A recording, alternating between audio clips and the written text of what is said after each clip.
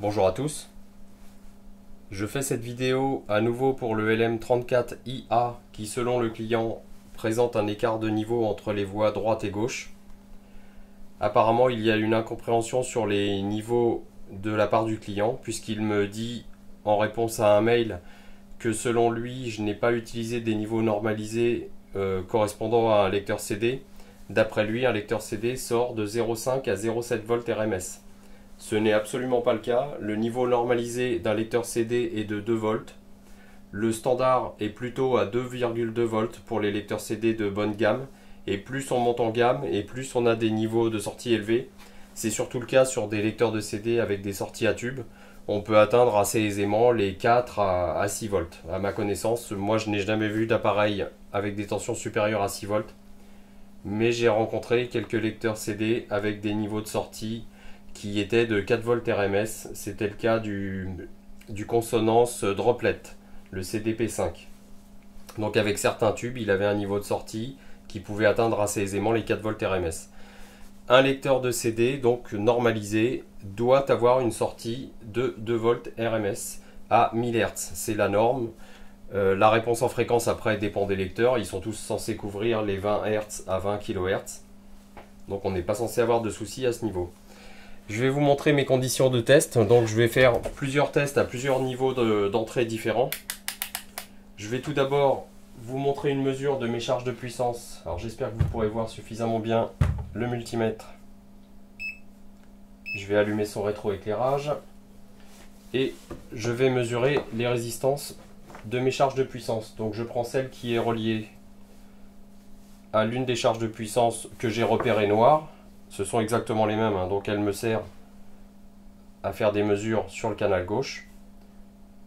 Vous pouvez constater que j'ai une mesure de 7,83 ohms, donc câble et résistance de charge compris. Je prends maintenant celle qui va, vous voyez j'ai un repère rouge ici, celle qui va vers la charge de puissance qui me sert à tester les canaux droits, sinon je ne sais plus où j'en suis. Il faut absolument distinguer les voies droite et gauche.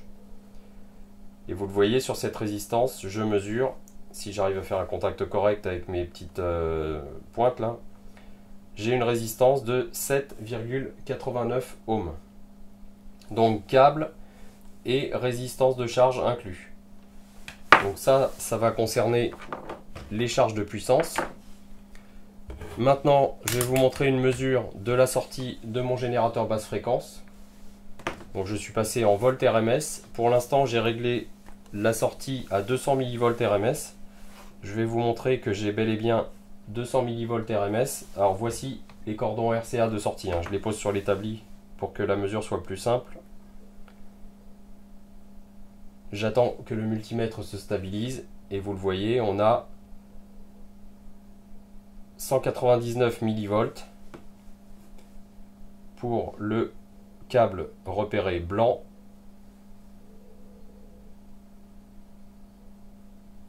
et 199 mV pour le câble repéré rouge. Je vous précise que ces câbles sont en fait connectés en Y à une seule et même sortie de mon générateur basse fréquence. Alors je pense que vous le verrez sur la vidéo. On est ici, j'utilise uniquement la sortie numéro 1. Donc j'ai un câble ici qui part en Y, ce qui me permet d'avoir deux liaisons ici parfaitement identiques. Donc peu importe quelle est la couleur que je mets sur l'entrée, j'ai absolument le même signal sur le cordon repéré blanc et sur la fiche RCA repérée rouge. Ça concernait les mesures donc de mes charges de puissance de mon générateur basse fréquence. Maintenant, si je demande au générateur basse fréquence de me sortir non plus 200 mV mais 2 volts RMS, je devrais au multimètre mesurer 2 volts RMS sur mes fiches RCA. Donc je prends celle qui est de couleur blanche. Vous le voyez, j'ai 2 volts RMS à 1000 Hz. Et je prends celle qui est de couleur rouge. Et vous le voyez, là aussi, j'ai parfaitement 2 volts à 1000 Hz. Je vais maintenant laisser le multimètre de côté. j'ai allumé l'oscillo Rode et Schwartz. Je prends donc mon cordon RCA que je mets sur l'entrée numéro 1, qui est repéré CD. Et mes charges de puissance, puisqu'elles sont en 8 ohms, je les connecte sur les liaisons 8 ohms. Donc je mets le repère gauche pour la voie, enfin le repère noir pardon pour la voie gauche, le repère rouge pour le canal droit, ce qui me permet de distinguer les deux canaux. Sur l'oscilloscope, vous voyez que j'ai deux couleurs de câbles. Le bleu me sert à contrôler le canal gauche, le rouge le canal droit. Je branche le secteur sur l'ampli. Je vérifie que le volume est à 0 et je le mets en service.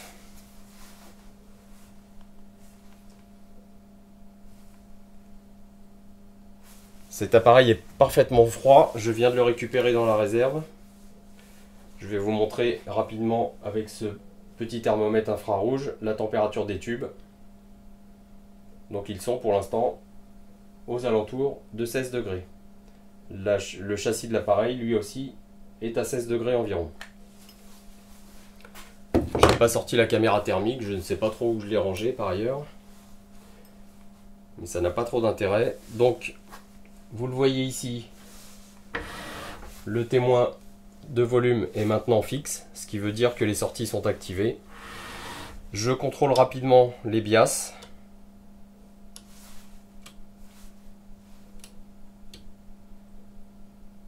Ils sont impeccables. Et j'augmente légèrement le volume.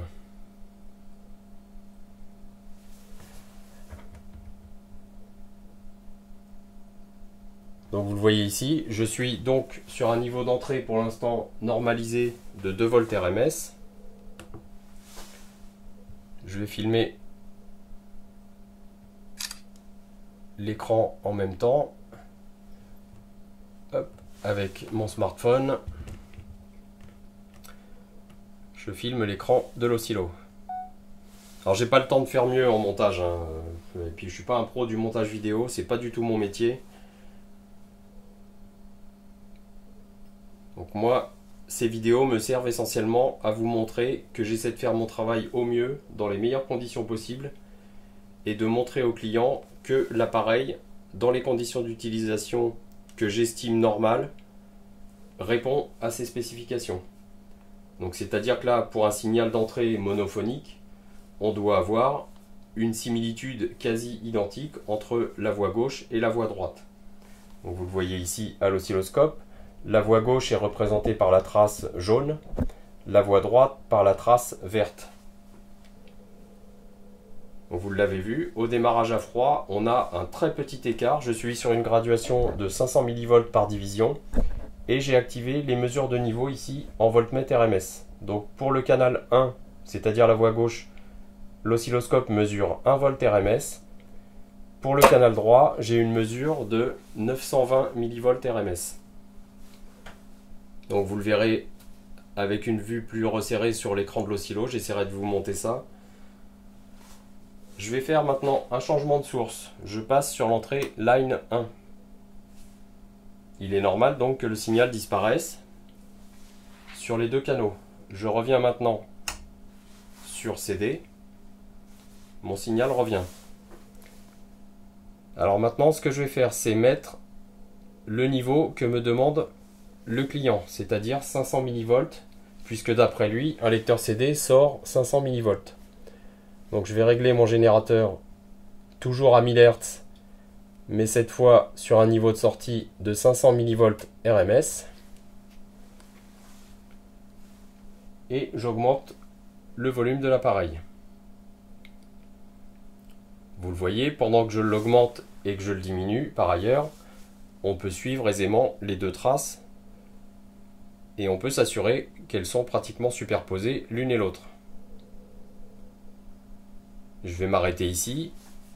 J'ai une mesure par l'oscilloscope de 1,4 V RMS pour le canal gauche, 1,34 V pour le canal droit. Je remets le volume à 0 et je vais changer la sensibilité de l'oscilloscope, ce qui va me permettre d'avoir des niveaux de puissance un petit peu plus élevés. Donc j'augmente le volume. Je suis toujours sur un niveau d'entrée de 500 mV RMS. Et vous le voyez, j'augmente le volume.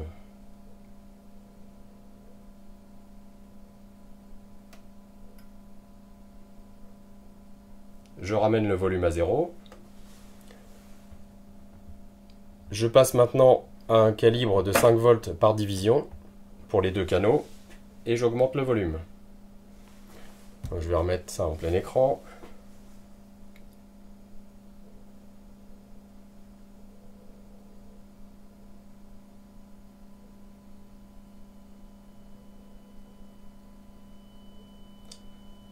Donc vous voyez, j'essaie de faire varier assez lentement le volume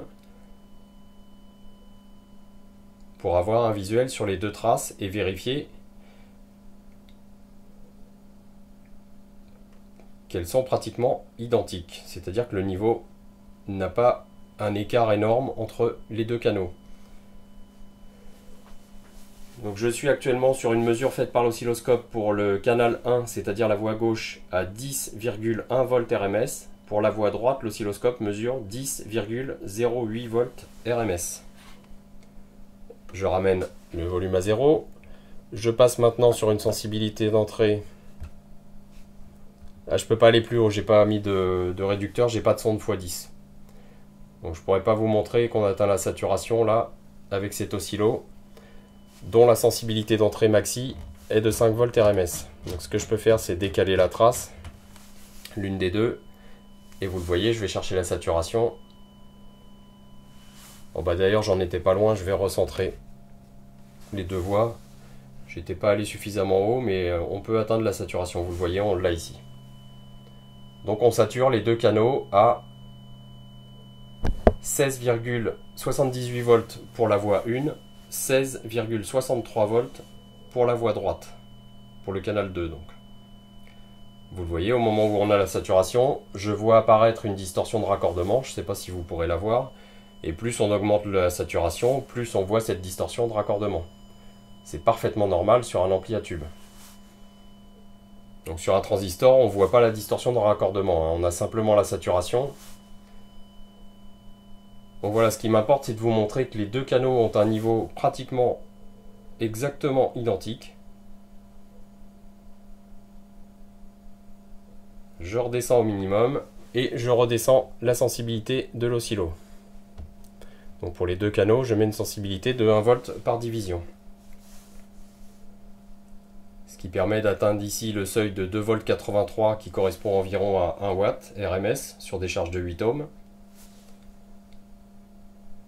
Et je vous laisse vérifier le niveau correspondant. Je ne sais pas si vous le voyez suffisamment bien. Hop, je vais faire plonger un peu le caméscope. Et je vais reculer l'ampli. Vous voyez la graduation qui correspond ici. Donc je vais le régler pour 2,8 volts RMS environ. Voilà, j'y suis à peu près. Je suis toujours sur un niveau d'entrée de 500 mV RMS. Et j'ai donc une mesure faite par l'oscilloscope de 2,74 volts pour le canal 1, c'est-à-dire la voie gauche, et 2,68 volts RMS pour le canal 2, c'est-à-dire la voie droite. Je ramène le volume à 0. Maintenant, je reviens sur un niveau normalisé et je vais mettre 2 volts 2. Hop, j'ai fait une petite bêtise, c'est que j'ai changé le type de signal. Je mets 2,2 volts RMS. Ce qui fait que dès le début de la course du potentiomètre de volume, on a un signal assez fort. Donc je vais vous montrer le niveau auquel on atteint les 1 watt, c'est-à-dire 2,83 volts. On est à peu près ici. Donc pour un signal d'entrée normalisé de 2 volts 2 à 1000 Hz, vous voyez ici la position correspondante du potentiomètre de volume et vous visualisez à l'oscilloscope les deux canaux avec une mesure pour le canal 1 de 2,75 volts, 2,75, pour le canal 2, c'est-à-dire la voie droite, 2,62 volts.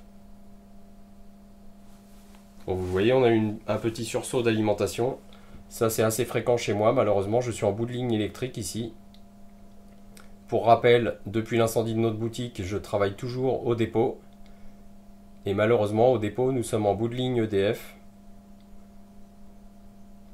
Donc on a des fluctuations au secteur assez importantes. Je vais vérifier par ailleurs la tension secteur aujourd'hui. Alors je prends un smartphone sur lequel j'ai des prises connectées. Je cherche l'application. Et nous allons vérifier ensemble la tension secteur au moment de mes essais.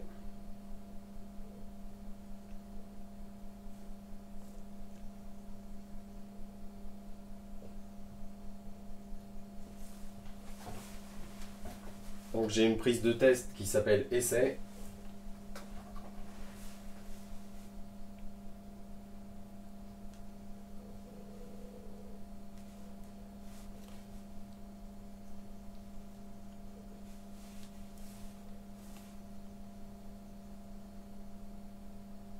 J'essaie de la mettre en service, mais je pense que c'est une prise Bluetooth hein, et je pense qu'elle est connectée à un autre appareil Bluetooth. Ce qui m'empêche de consulter les données de cette prise. Donc je vais désactiver le Bluetooth de mon autre smartphone.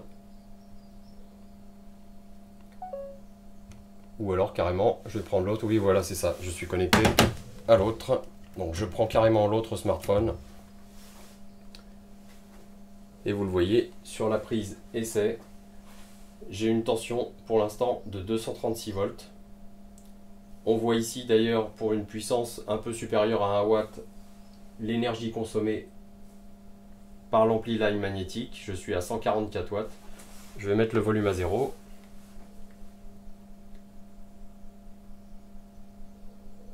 Donc on a un petit temps de réponse assez normal. Toujours 144 watts, voilà, c'est normal. Cet appareil est considéré à ce niveau de puissance comme un classe A. Et je vais vérifier d'ailleurs sa consommation maximale. Donc je change la sensibilité d'entrée de l'oscillo. Je vais chercher la puissance maxi. Et vous le voyez ici. Donc la tension secteur chute un petit peu, vous le voyez. Et j'ai une consommation maximale de 236 watts sur des charges de 8 ohms à pleine puissance. Maintenant je fais un dernier essai. Je mets le volume à 0 et je bascule mes charges sur les sorties 4 ohms. Puisque je ne sais pas si le client utilise les sorties 4 ou 8, c'est simplement des liaisons différentes dans les transfos. Je vais aller chercher la puissance maxi sur des charges de 4 ohms. Vous voyez qu'on l'atteint beaucoup plus tôt, c'est tout à fait normal. On a un taux de distorsion qui est beaucoup plus important d'ailleurs que sur les sorties 8 ohms. Et je reviens sur une sensibilité d'entrée de 1 volt RMS pour chaque canal de l'oscillo. Et je vous montre le signal qui correspond à une puissance de 1 watt. Donc vous le voyez, ce potentiomètre, dès qu'on le bouge un tout petit peu, là j'ai même pas bougé la graduation, je suis simplement en train de bouger le bouton. Et vous voyez qu'on a déjà un changement de niveau. Donc je vais revenir sur un niveau. Je vais mettre 0,7 volts, toujours en signal sinusoïdal. Il faut que j'arrive à taper 0,7.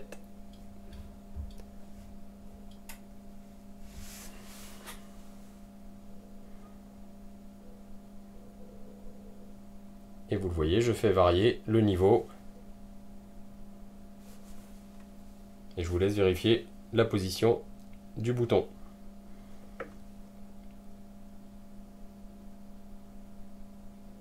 Donc il s'agit d'un potentiomètre motorisé de marque ALPS, globalement de bonne qualité, mais chez ALPS c'est un entrée de gamme en fait. Donc les gammes inférieures n'ont pas la motorisation. Ce potentiomètre existe en plusieurs versions, en 2 canaux, en 4 canaux, en 6 canaux et peut-être plus. Après à ma connaissance on s'arrête à 6 canaux sur ce type de potentiomètre. Mais en fait on a juste 2 galettes l'une derrière l'autre, avec des curseurs qui sont guidés simultanément. Et avec des balais frotteurs bien sûr qui viennent sur les pistes en carbone. Et malheureusement, on n'a jamais une symétrie parfaite. Moi, je pense que le souci du client vient de là. Mais je n'arrive pas à mesurer. Selon lui, j'aurai un écart de niveau de 2 volts RMS. Et jamais je n'ai cet écart de niveau de 2 watts. Pardon. D'après lui, c'est 2 watts. Donc ça correspondrait à 4 volts RMS sur des charges de 8 ohms. Et jamais je ne mesure, quelles que soient mes conditions de mesure, quel que soit le matériel que j'utilise, je n'ai jamais mesuré un tel écart de niveau.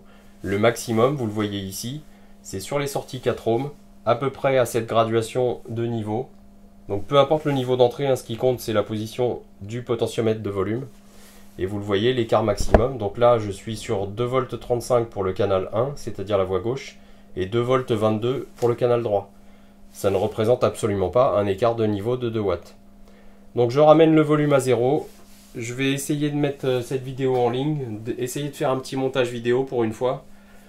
Donc ça va me faire perdre du temps, mais il faut absolument que je montre au client que ici, dans mes conditions de test en atelier, avec une source parfaitement monophonique, avec des charges qui sont parfaitement identiques, en aucun cas je ne mesure un écart de niveau important et surtout aucun écart de niveau qui est anormal. Moi, tout ce que je mesure ici et ce que je visualise à l'oscilloscope, ce sont des écarts de niveau qui sont parfaitement normaux entre la voie droite et gauche. Jamais je ne mesure un écart qui est supérieur à 100 ou 150 millivolts RMS. Donc ça ne représente en aucun cas un écart de niveau de 2 watts. Voilà, je mets l'appareil en veille, je vais le laisser refroidir, je vais arrêter le caméscope et je vais essayer de faire un montage vidéo et de mettre ça en ligne.